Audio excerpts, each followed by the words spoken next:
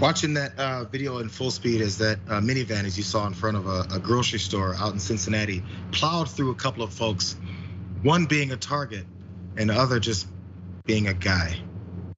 And it's hard to watch.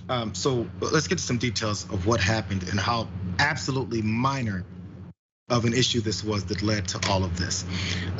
This woman who was driving the van, she was revealed, her name is Tavia Chapman. She's 24 years old. She had dropped off her boyfriend, Juwan Lunsford, at this Kroger grocery store on August 31st.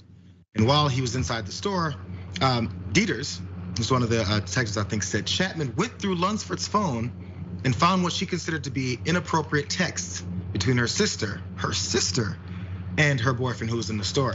Chapman then used her van to hit Lunsford as he walked out. It's like she was waiting for him when she was prepared to do this within however many minutes.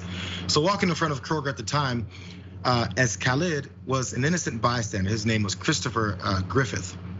He was 58 years old and he suffered injuries when Chapman hit him, which led to his death at the University of Cincinnati Medical Center, and that's according to Hamilton County Coroner's Office.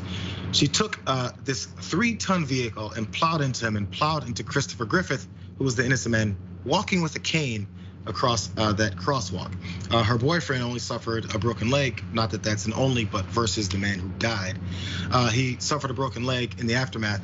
And by the way, in case you can tell whatever else was happening here, she plowed through, crashed the car, couldn't drive it anymore. I'm not sure if that was the plan or not, driving over an entire post to get to him, which might have been what saved his life.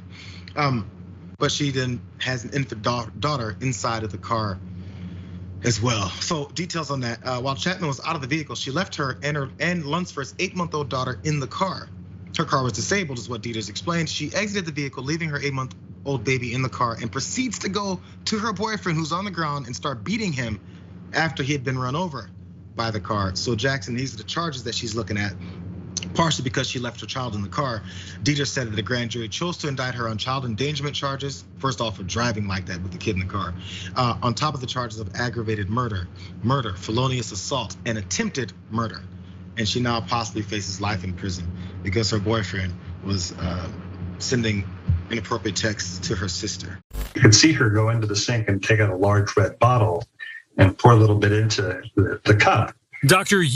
Emily Yu was arrested last week on suspicion of poisoning her husband, radiologist Dr. Jack Chen, according to the Irvine Police Department.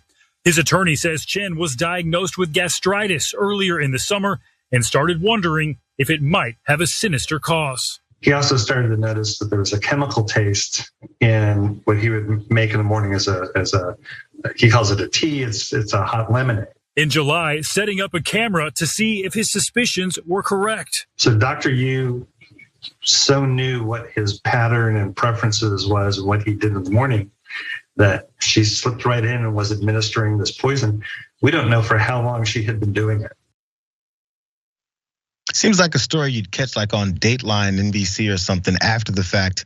The story of Jack Chen. He's also now requesting full custody of children with his wife, Emily Yu, who, as you saw there, appeared to have been poisoning him with Drano, or at least attempting to a certain extent.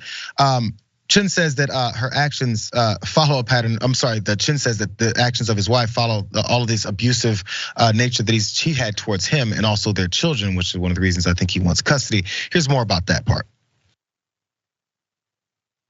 The request for a restraining order stating the video Chen took, quote, shows me taking a sip of my still hot lemonade, covering my cup with saran wrap, and then of Emily taking the Drano from under the sink, removing the covering to pour the Drano, and then replacing the cellophane.